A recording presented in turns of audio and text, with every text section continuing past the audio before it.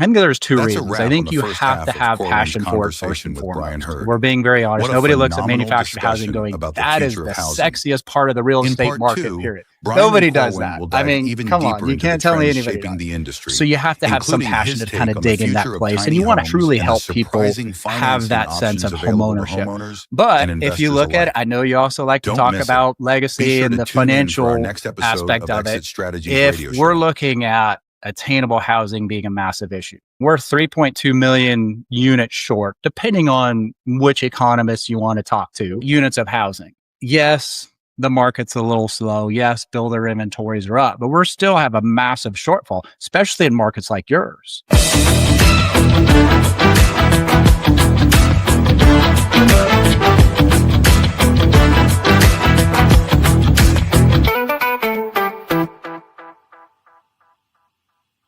Good morning, great morning, guys. Welcome to another fabulous episode of Exit Strategies Radio Show. Hey, I am your host, Corwyn J, Melette, broker and owner of Exit Realty, Low Country Group in beautiful North Charleston, South Carolina.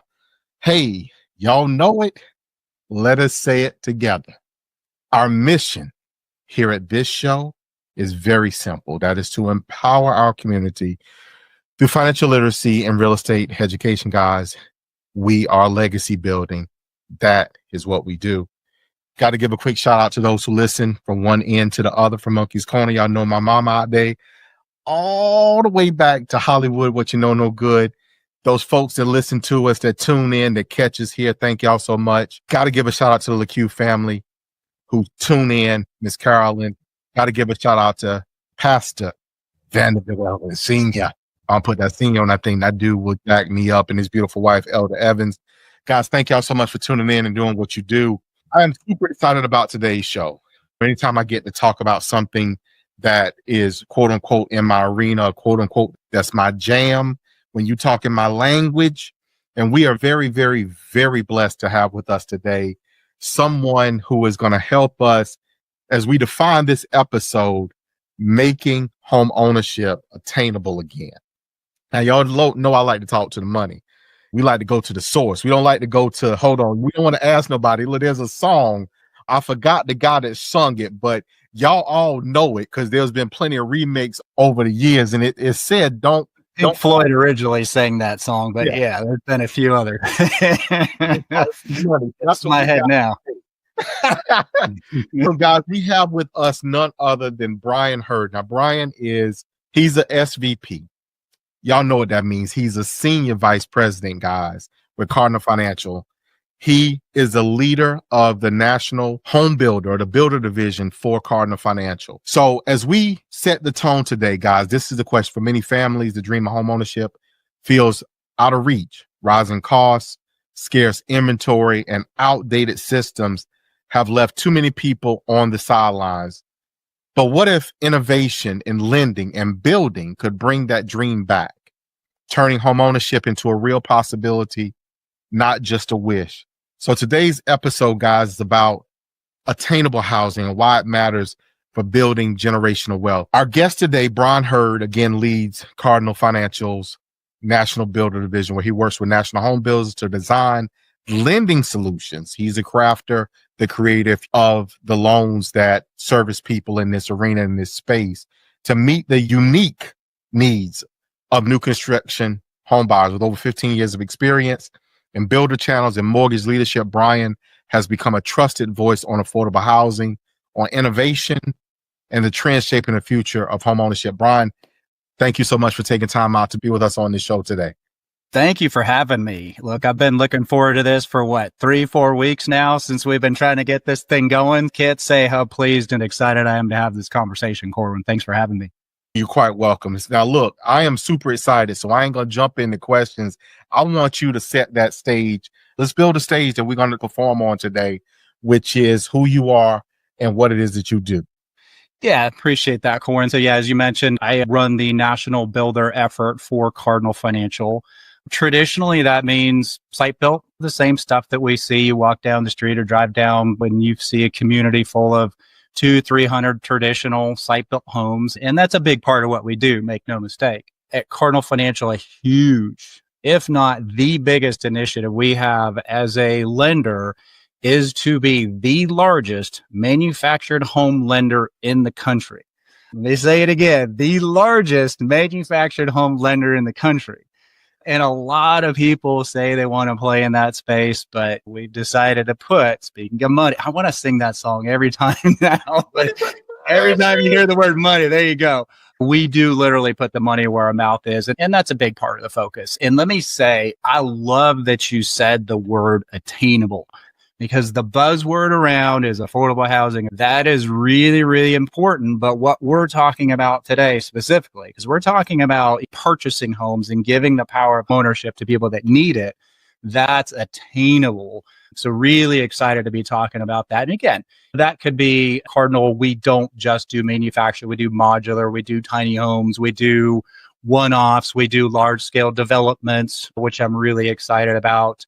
And then, of course, we do your regular site built as well. So, yeah, and I get the privilege and fortune to be able to do that in all 50 beautiful states across this country. I tell I'm very passionate about it. It's about to get, look here, real holy still around here, man. I look at my hands and everything. I'm like, I see it. Let me set this so far. Our listeners, guys, we've had this conversation before. If you didn't catch an episode where we talked about it, we're going to get a little bit into it here as well. Because manufactured housing, I'm going to start there, is the original affordable housing. HUD came out with these rules and said, okay, well, look, to help with housing costs, if you meet this standard, then we're going to secure this or back this loan with FHA financing. So again, the original HUD unit, if you will, as you operate within that space. So Brian, you guys, like you say, you focus on this or have a focus on the manufactured modular home space. Why is it for you? Let's take a short break. Do you remember your grandma's front porch? You know, that spot where stories were told, kisses were stolen, and sweet tea was always being sipped. Now imagine giving your family a place to make those same memories, but in a brand new, energy efficient, and home that was built just for you. At Country Boy Homes, we help folks just like you find that forever feeling. Whether it's your first home, your next home, or we're done with rent forever, like seriously home. We specialize in affordable and durable manufactured and modular homes, the kind that make room for muddy boots, big dreams, and second helpings. Come see what coming home really feels like. Call 843-574-8979 today. Country Boy Homes, built to last, priced for you. Yeah, I mean, I think that's a really good question. And I'll give a little personal story if I may digress a moment. I've been in the industry since about 2003. I'm the son of a custom home builder. I've been around the site built world all my life. And we're talking 3, 4, 5,000 square foot homes. And I swept up a lot of houses, carried a lot of lumber back in the day when I was a kid growing up. And I wasn't really exposed to manufactured housing in the slightest. And I thought it was like everybody else. Hey, it's a mobile home. It hasn't even been called a mobile home since really the 70s, but that's what everybody thinks. It's a trailer home sitting there out in the sticks somewhere. It wasn't until 2020. I still tell this story often, but my CFO at the time took me out to an event out in Louisville. They do a big manufactured show out there. Corwyn, that changed everything really for me. Because I started to look and go, look, this is not your grandmother's manufactured home or mobile home or whatever the heck you want to call it. These are, first and foremost, they're homes, but they're beautifully built. But a lot of the same things you'll see in regular homes, granite countertops, stainless steel appliances, all that kind of stuff. But you have to, it was my first real experience touching, feeling, walking through all of that kind of stuff. Then I got to spend some time with the big guys, the Claytons and the Champions and the Cavcos and Fannie and Freddie. And before COVID hit, housing affordability was the biggest issue facing housing, period. COVID just made it substantially worse. It just really opened my eyes. And I said, look, it's not that I didn't want to focus on the site built world anymore, but I started to really realize the true importance of it. And then really, again, spending time with Fannie and Freddie, how they were putting a lot of investment in it.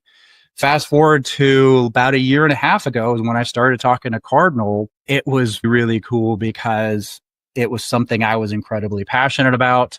And then Cardinal saw a real vision. And I think back to your original question, why? I think there's two reasons. I think you have to have passion for it first and foremost. If we're being very honest. Nobody looks at manufactured housing going, that is the sexiest part of the real estate market, period. Nobody does that. I mean, come on, you can't tell me anybody does. So you have to have some passion to kind of dig in that place. And you want to truly help people have that sense of homeownership. But if you look at it, I know you also like to talk about legacy and the financial aspect of it.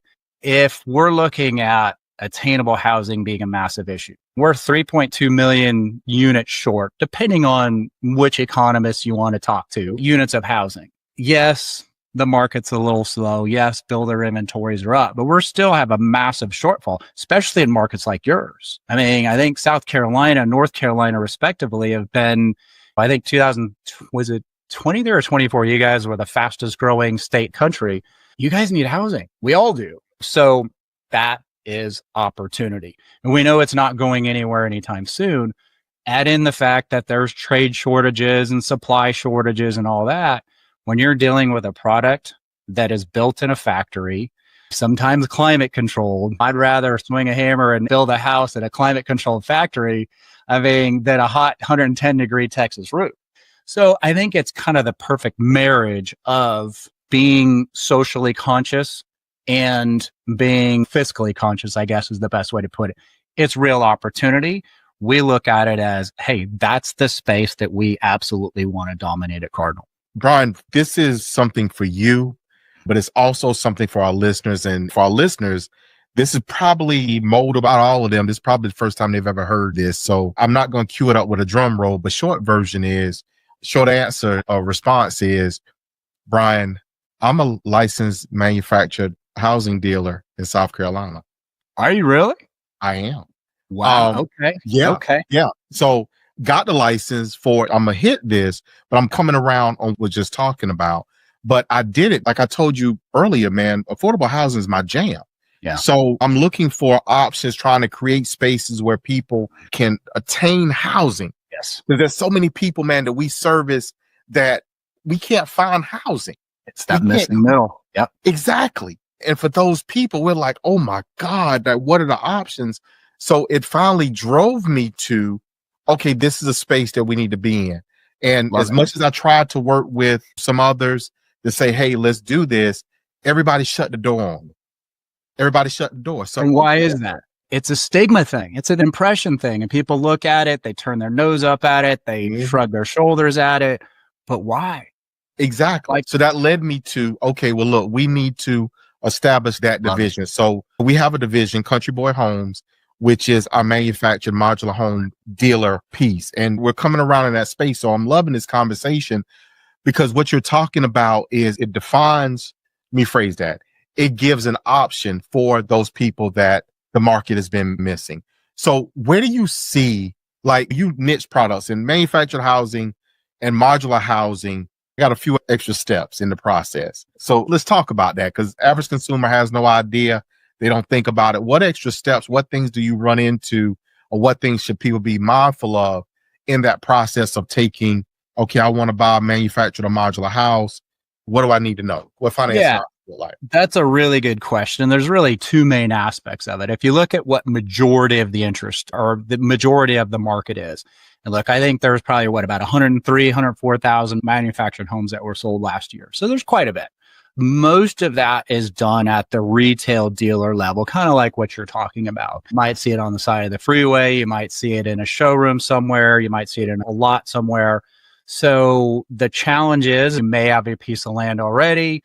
You may still need your land, but it's not as simple as just simply walking into your KBs and your Pulte's and all that kind of stuff and saying, hey, I want that house and I want to close on my loan and I get my keys and move in. There is an extra step. And usually what that involves is, okay, if you own your land, then great. Then what we do is you have to finance the actual vertical piece, which we call it the vertical, but it's the construction piece.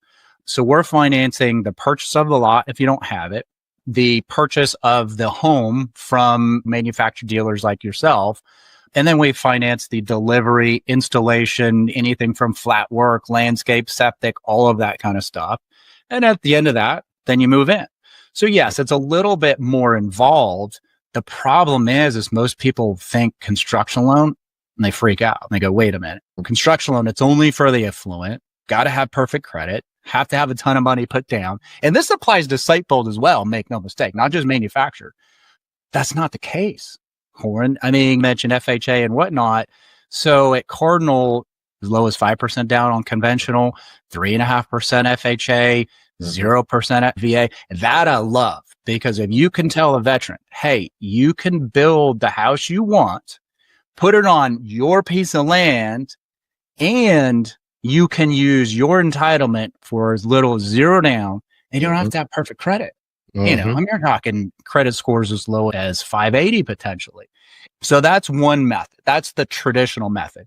Now, where this stuff gets really exciting is, look, if we're going to solve a $3.2 million housing deficit, especially with what you and I both, I love that you call it attainable housing, we need to do it at scale. Well, how do we do that? That's when we start building developments and communities. And that might be 20 units, that might be 50. See, I knew I was excited about this for a reason. You know, it might be 150, it might be, but whatever size it is, that's where it gets cool, because developer comes in, or even traditional builders we're seeing getting over into this space and saying, hey, manufactured house or my regular site built takes 7, 8, 9, 10 months.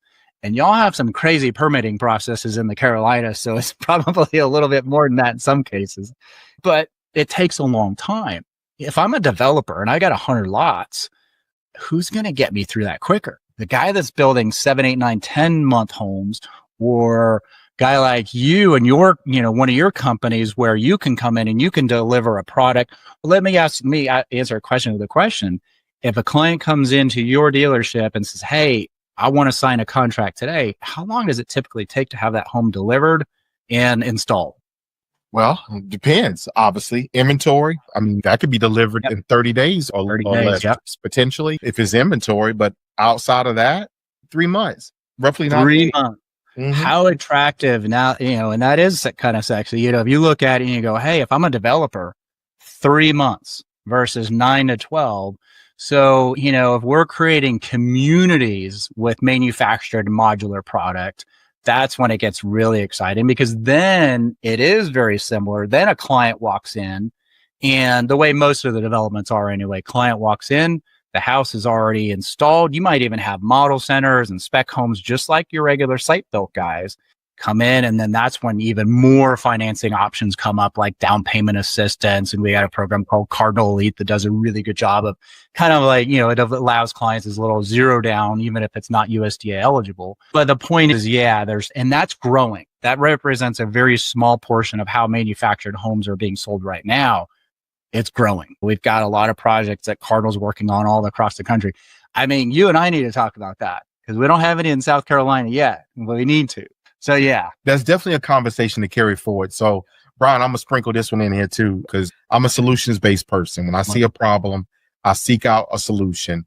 And if I can't find a solution that works, then I work to create one, right? So I participated earlier this year in a real estate development cohort to kind of accompany everything, right? So that piece, so what you're talking about right now is my animal, because there's a tremendous opportunity to, again, impact that, if you will, that missing middle, by establishing subdivisions or developments that are manufactured modular. I'll take you back early in my career. Matter of fact, very beginning of my career, shout out to Brian Whitsitt, but my mentor at the time was representing a gentleman who built a small development here in North Charleston area. And it's really a cul-de-sac. And you go in there and, you know, it's houses, but it's all modular. And I mean, he completed this entire development. I think they put maybe about 20 homes in or so, literally in a cul-de-sac. And I mean, it's neatly put together, quality product. And it was an entry level, some slightly above entry level product for the area when he did it all those years ago. Yeah. But you go by there, and I mean, if you didn't know they were modular, you wouldn't know they were modular. Look, feel, everything just like a site built home. But people have this spin on. So you guys, with what you're doing, you're really you're impacting attainability by reshaping affordability. Does that sound about right? Yeah, it does. And I actually like that. And, and I think that comes with creating really powerful coalitions of like-minded individuals in different aspects of the real estate industry that are passionate about it. Well, that means your Claytons and your Champion Homes have been really good partners with us.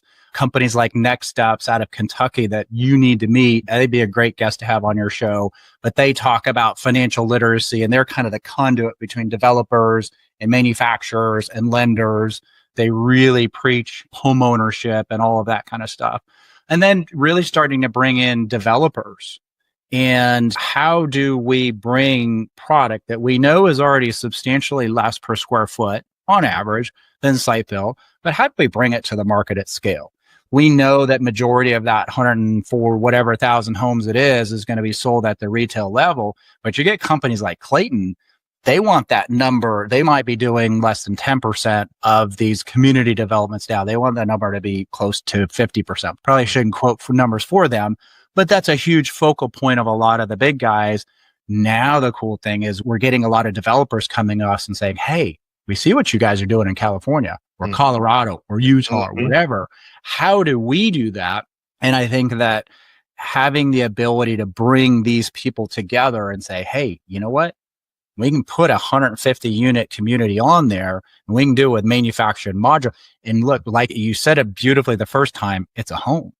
Can't tell the difference. Modular, especially, but even manufactured, like the cross mods that a lot of the big guys are building now, you can't tell. I mean, front porches, garages, dormers, there's community centers and hike and bike trails. And I mean, you can't tell. It's a home. No. And again, it serves the purpose and the need, which is quality, attainable housing. It meets that need for people that otherwise can't get there. I mean, in our market, if our listeners are listening to the Charleston market, entry-level house in the Charleston market at 12 to 1,500 square feet, depending upon part of town. But your entry level, if you were to encompass the entire area, you're typically looking at about mid 300s for a 12 to 1,300 square foot home. Now, you flip this up to modular or manufactured. Let's start there. That same price point in our market, you're getting a home almost twice as large. So if you have a larger family, you're going to gain more options. And on the modular component, you're going to be kind of somewhere in the middle. But nonetheless, you still can get more value, if you will, by pursuing these options. And they have to meet code. Especially cross mods. And I saw you shaking your head. You know what those look like. I mean, those are beautiful. I mean, they're beautiful homes. And a lot of people, again, they just think they've got flat roofs and all that. And that's a big part of what Fannie and Freddie did is they came out with their guidelines. These have a roof pitch that's very similar to site built. And it's cool how they do it. I mean, it's kind of like a transformer, but they deliver it and then they bring it on site and then fold up the roof. And it's amazing how good this product looks. I know you had a woman on that does, I think, rental properties exclusively for manufactured.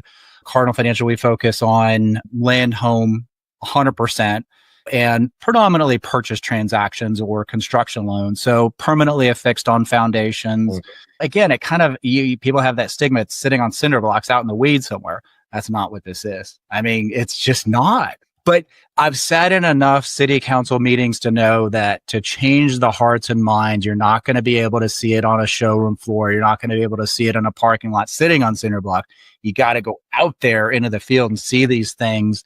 And I know Champion did a really cool community, and I think it was Asheville, to your neighborhood north.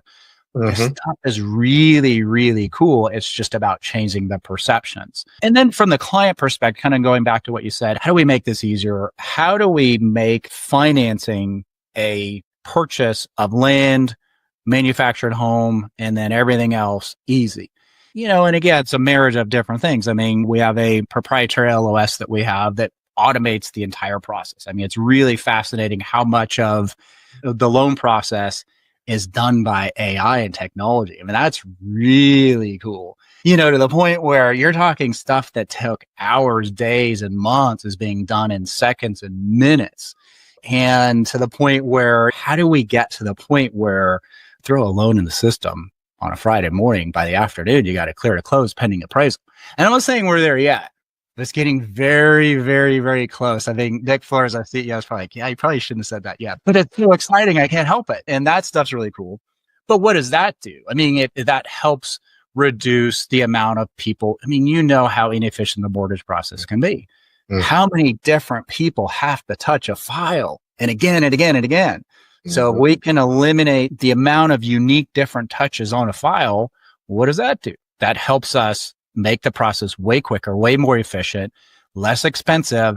That transfers to a much more aggressive rate for buyers, and it helps those people get in homes. If the median price is like 450,000, something like that, 75% of the population can't afford that. That's nuts. Okay. So how do we all work together to change that? We can't change rates.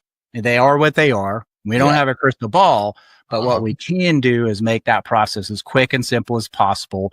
Educate the buyer that, look, yes, rates are a little bit higher, but you've got a product that per square foot is less. It absolutely, and again, I know you talk a lot about generational wealth. I've been watching your shows. The other thing I see is that people go, oh, well, manufactured, it's not the same value. Well, it is. I mean, if you're talking the appreciation values, I looked this up this morning, I can't remember it now, but it was, I mean, we're talking within a less than 1% difference in appreciation between manufactured and site built. We're talking, with permanently affixed, lower cost. At Cardinal, we've done our best to make that process as quick and simple in a very flexible credit box. And you've got a house that will appreciate, whether it's something you want to be in 5 years or 10 years or 20 years and 30 years. That's a wrap on the first half of Corwyn's conversation with Brian Hurd. What a phenomenal discussion about the future of housing. In part 2, Brian and Corwyn will dive even deeper into the trends shaping the industry, including his take on the future of tiny homes and the surprising financing options available to homeowners and investors alike. Don't miss it. Be sure to tune in for our next episode of Exit Strategy.